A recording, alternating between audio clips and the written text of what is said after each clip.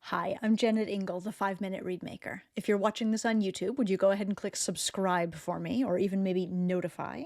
This way you always know when I drop a new episode, and you and all of your fellow YouTube consumers can learn lots more about oboe reeds. Thank you. Today on the 5-Minute Reedmaker, I'm going to talk about my day 2 scrape, the second day of my batch processing process. Last week, probably 2 weeks ago, who even knows, a little bit ago, I shared a video about my day 1 scrape, in which my metric is simply to take a blank that has bark on it and turn it into a reed-shaped object that beeps and crows. No emotional attachment, no fuss, don't care if the crow is any good or if it is not. On day 2, which is what I will do today, I take that reed and finish it roughly. At the end of day 2, all I want is for that reed to crow a C, be under 71 millimeters, and play on the oboe. Easy as that. Now, again, before I demonstrate this, let me point out that your batch processing doesn't have to be anything like my batch processing.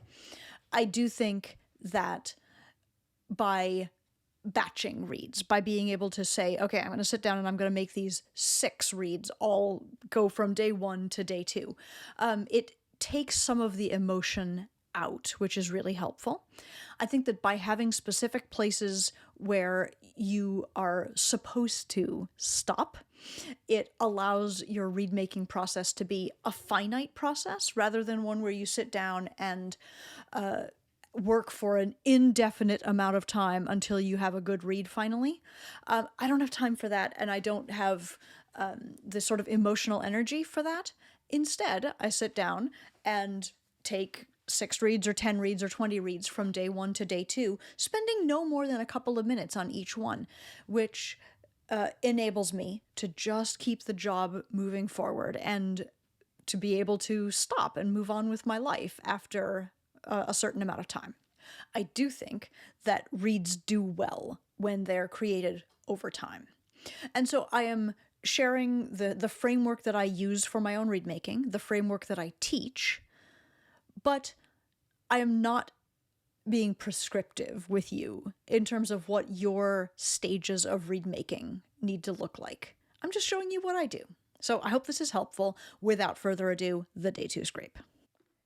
Here is a reed that I day 1 scraped yesterday. As you can see, it looks like a reed.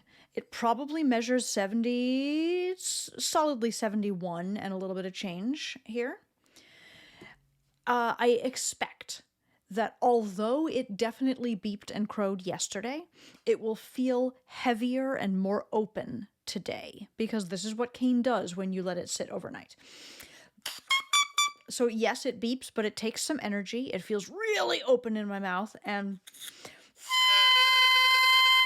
it sort of crows. And I know that it was better than that last night, but I don't care. I know that overnight is when reeds change, when their cane feels like it grows back. And so just to get it back to where it was on day 1, I would need to take a layer of cane off all over. What I'm specifically going to do here on day 2 is just finish the reed again. I'm going to do a little bit of petting the kitty inside the tip. I'm going to polish the heart. And look, it doesn't look like I've taken any windows on this side, although I have a little bit on this side. So I'm going to just start by organizing this reed into a reed that looks like a reed. And I say that sort of glibly, but really on day 2, I use my metrics of structure, symmetry, and balance to do one level of finishing. By structure, I mean, how does the reed compare to the measurements I know I want? How does the reed compare to my mental image of a reed? Like, is any one section of the reed wildly out of whack? Like, in this case, I think the heart is too heavy on both sides. So that's structure. Symmetry is obvious, right? It's left to right, back to front. And balance, of course, is about the crow. If the crow is a B, then I know that the reed is probably going to be a little flabby up high. If the crow is a C sharp, I know that the reed is going to feel a little shallow and up in a way that I do not like. And part of structure also is my final metric, which is length. I do not wish to clip a reed to length. Rather, I clip a reed to balance. But if at the end of this process I just did here, my reed was still over 71 millimeters, I would rebalance it again and clip again. Because on day 2, I want the reed to be that close to completion. So I expect now, I hope now, that I've got a beep and a crow. We'll see. Yes, we have a beep and a crow, but the crow is low, so I'll clip until we're at balance, until we're at a C. Again. Again.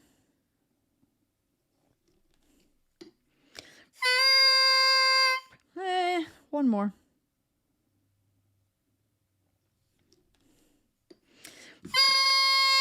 And now I'll play it on the oboe.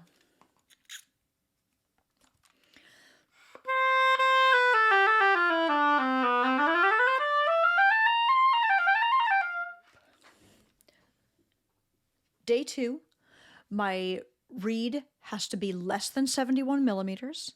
It has to crow a C, and it has to play on the oboe. Now, what isn't important to me is that it plays great. It's not important to me that it has a great sound. It's not important to me that it has like an extremely fine and nuanced amount of dynamic possibility. I just need it to play. I need it to, because if it doesn't play, what that's telling me is that there's something way too heavy or something way too open or something leaky, something that I wasn't able to diagnose before, right? I expect that a day 2 reed should play all the way from the bottom to the top of the oboe unproblematically. And if I don't have that, I keep working. But what you just saw me do took, I don't know, 2 minutes, 3 minutes, might have been less if I wasn't talking at the same time. It certainly would have been less if I wasn't talking at the same time. And I never once got emotionally attached. I never once started thinking, oh, is this a bad piece of cane? Oh, does this piece of cane hate me? Oh, is this going to be my Brahms 1 reed? I don't care. It's just a day 2. All I needed to do is meet spec. And I love having this level of emotional detachment from my reeds. So I hope this has been helpful. This has been a 5-minute Reedmaker lesson. You can follow these short videos on YouTube. You can subscribe if you wish. I hope you will. And if you need to reach me to order reeds or cane, or a copy of my book, or to ask me a question that I could answer in a future 5-minute Reedmaker episode, you can find me at jennetingle.com. Thank you so much for watching. Have a great day.